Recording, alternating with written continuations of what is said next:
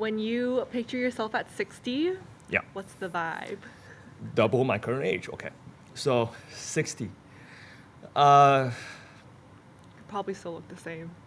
I want to do a lot now. So I want to, let me answer the present first. I want to do a lot now. Aristotle had this great quote of early 30s might be one's greatest time in life because you can combine experience with energy.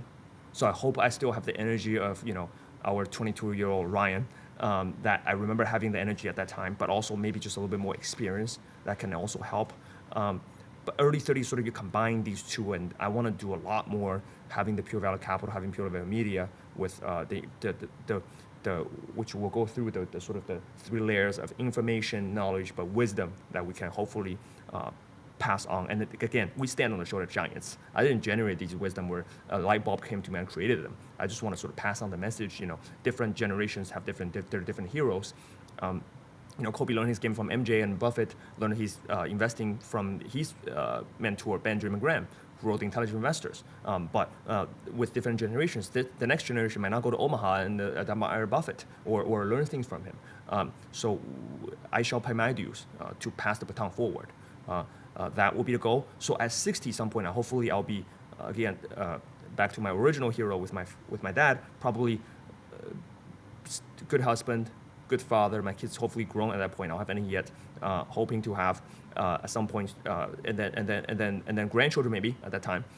So family person first, and also the Pure Value family I'm building, the company, the clients we're going to serve. Hopefully in the future, endowments and foundations and things like those, people who need the resources for good cause. Hope I can do that. And young people who feel, we all feel lost at some point if it's a message find anyone. So I'll give you like a example that happens to me. I tell my close friends this all the time. So about at least 2 to 3 times a year, at least once every month or so, I will get a person that hits me up, respond to like a DM on Instagram or something, that has, like, we follow each other, but we haven't seen each other. Maybe we met at like a car meet event. Maybe we met like through a hobby from like 7 years ago. They'd be like, hey, Robert, keep posting the stuff you're posting. Or like, one of your things really helped me when I was down. Or, someone that he said he was diagnosed with clinical depression last year. And he said somehow the content I posted really helped him from a standpoint of, as a man, he felt like he wasn't heard. And he felt like I was doing a lot for men's mental health. And I was going, well, I'm not a psychologist. That's not, if you should keep seeking the help that you need. But he was saying actually the content I was posting, or the message, something that I write things, I share quotes that I write down and stuff like that, was helpful to him.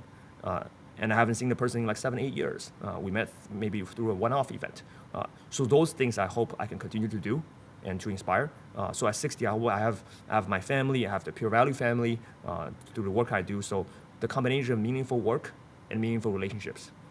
And hopefully at 60, I can be in great health to keep doing it. There's a lot of greats who are in their 60s or even later than that, who's doing it. So Jensen, which we mentioned early on, 60 plus, or obviously we have older politicians now these days, seems to be a trend. I don't know if that's a good thing, but people who run offices at those ages do different things. So hopefully at 60, life is just starting a new chapter for me. That's what I want. So health, I would say number one. That's selfish speaking. I want great health, and everything else that I can health do. Health is everything. That's right. Yeah. But with great health, I think I got to do something about it.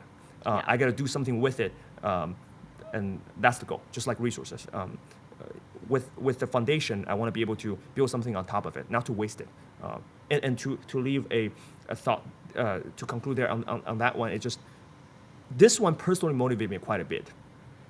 I shared it with a few close friends. It doesn't resonate with everyone, but one of Kobe's teammates said the way he would describe, and later became his coach actually, Brian Scott. He was his teammate during rookie year, and he became his coach in the final year of Kobe's career, Brian Scott.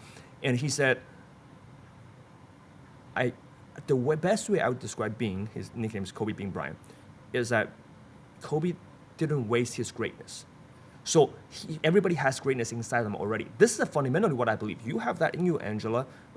Our team, Ryan has that in him, and I believe, our producer, Andrew, great talent. Shout out to Status Film.